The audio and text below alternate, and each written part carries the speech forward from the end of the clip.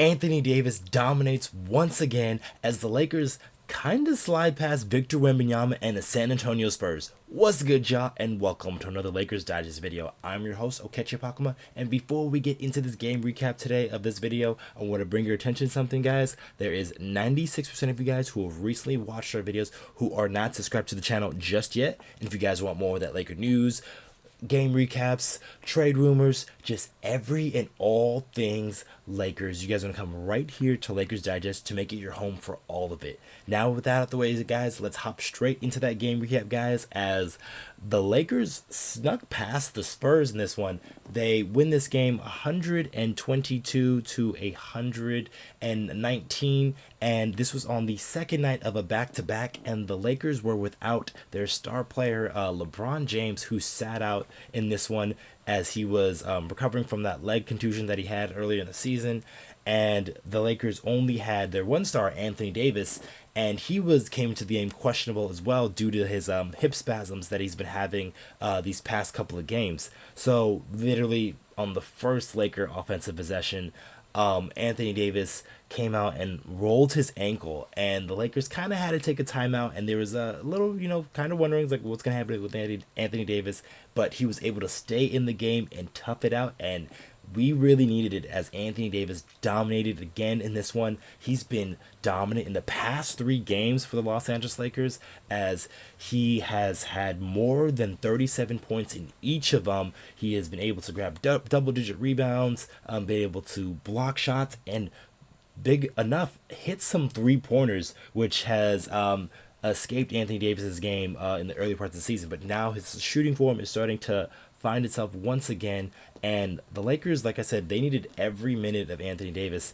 tonight, as while the game started for the Lakers, it was pretty easy going for them, as there were different points in the game where I was watching it where I saw the Spurs were really discombobulated.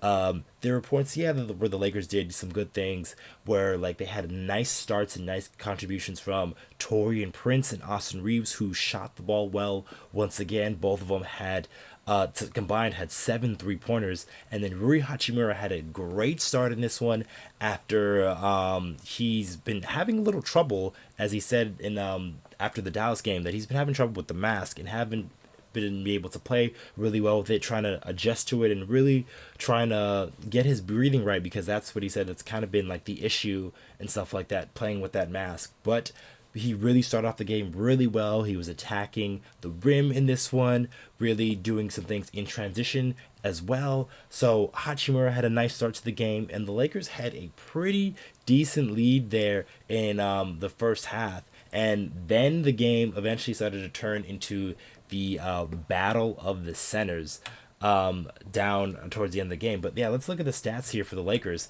as like I said, AD in this one was immaculate. He had 37 points, 10 rebounds, 4 steals, and like I said, Taurean Prince and Austin Reaves were pretty good in this one, as Reaves had 3 3-pointers. Taurean Prince, who has been shooting the ball really well, had 4 3-pointers, and he also had 5 assists in this one. And then D'Angelo Russell, who has kind of been fading away in these past couple of games, had a really solid game here, had a double-double, 12 points, 10 assists in this one. And Hachimura, like I said before, 13 and 7 in this one, and he did most of his damage in that first half. But the Lakers, like I said, this ended up being a lot closer than it should have been, as they played them pretty even. They even have like a 20-point lead at one point, as the Spurs really couldn't find anything going for them, and except for Victor Wembamyama, that guy definitely is going to be a problem down the line, as him and Anthony Davis were going at it. There was this nice sequence. There was in the second quarter, or I think AD sort of dunked on him, and then Victor Wembamyama came back down the floor, and then just like in back-to-back possessions, he dunked on Anthony Davis without ever leaving the ground, and then he blocked Max Christie, and then he came back for an alley-oop dunk. So this guy is definitely going to be incredible once he figures out the different areas of basketball and just what he can do on the court with his teammates. But like, it was just very discombobulated. There, you can see at different points in the game the Spurs would call timeouts, and you would see Popovich, great coach who was very irate with them and just very adamant on some of these mistakes they would make, because the Lakers would really get a lot of easy steals, especially due to Cam Reddish, who's been amazing in the passing lanes, getting steals. D'Angelo Russell also got a couple of deflections as well. Guys like Anthony Davis, like I said, with all the steals he had. So the Lakers were really turning over the Spurs, because they do that quite often as a young team would. But where the Lakers really kind of almost dropped this game was in the fourth quarter. So it was a horrible fourth quarter, in my opinion, for the Los Angeles Lakers, as they gave up 45 points in that quarter. And it had to do with, I think, a little bit of everything. The Lakers did not play good defense in that quarter. Their offense wasn't as efficient when Anthony Davis did not have the ball. And then to go along with just maybe a few questionable lineup decisions.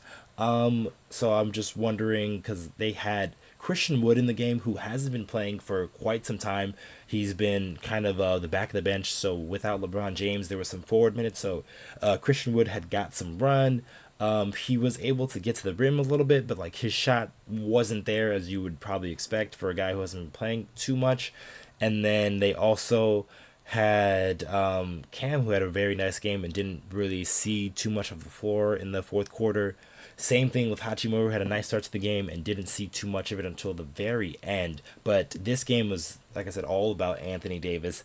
Anthony Davis is one that led the way for the Lakers. Like, he wasn't 100% clearly, but he was dominating at every aspect of it. He was scoring in a multitude of ways, and it was really nice to see Anthony Davis finally looks to find a shot once again, as he hit 2 3-pointers, and then he also hit a bunch of other jump shots just like around the floor, that's peak AD in my opinion, because he has been really getting after it, getting into the paint. He's been getting a lot more offensive rebounds, so that's been ways he's been scoring, and now he's starting to build it out to different aspects of his game, and that's only going to open up his game so much on the offensive end when he's able to not only hit the 3-pointer, hit the mid-range, but also dominate in the paint. That 3-level scoring is just going to be unstoppable for guys, especially like Wembamyama, where there was multiple points in the game where he was guarding him and he was just no match for Anthony Davis, as he would just give him very like old school style, like,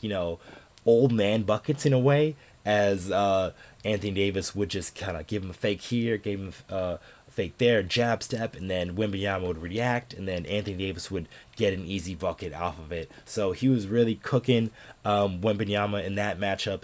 Wemby, although, had a very nice game. He really came alive in that fourth quarter, which really made the Lakers sweat. He hit I think it was 3 3-pointers in that fourth quarter, including like a step back 3-pointer that he hit over Anthony Davis, which not many guys can do. That's probably just Kevin Durant and that guy who can do it. So he really started to show, why he was picked number 1, because he had 30 points in that one. So yeah, he had 30 points to go along with 13 rebounds and 3 steals and 6 blocks. And then also in that second half, the reason why the Spurs were able to come back a little bit was Keldon Johnson, who is also a very solid player. He had 28 points, shot really well, 10 of 14 in that one, to go along with 8 assists. So the Spurs weren't trying to go away, as they've been on a historic losing streak. So they're desperate trying to get a win. And luckily the Lakers were able to pull it out on this one and stop them from not ending their losing streak against them. But the Spurs will have one more chance at that, as the Lakers play the Spurs once again on Friday night. We'll see LeBron James' status for that one. And but as long as, for me, as Anthony Davis is playing, and he's playing the way he is right now, I have no doubt that the Spurs can't really stop him. Wembanyama, although he's a good talent, he is not good enough to beat Anthony Davis just yet, especially when he's playing like this. But that's going to be it for this video, guys. Make sure you guys subscribe to the channel, guys. We're only getting bigger and growing so much. And I've been your host, Okechi Apakama, and I'll catch you guys on the next one.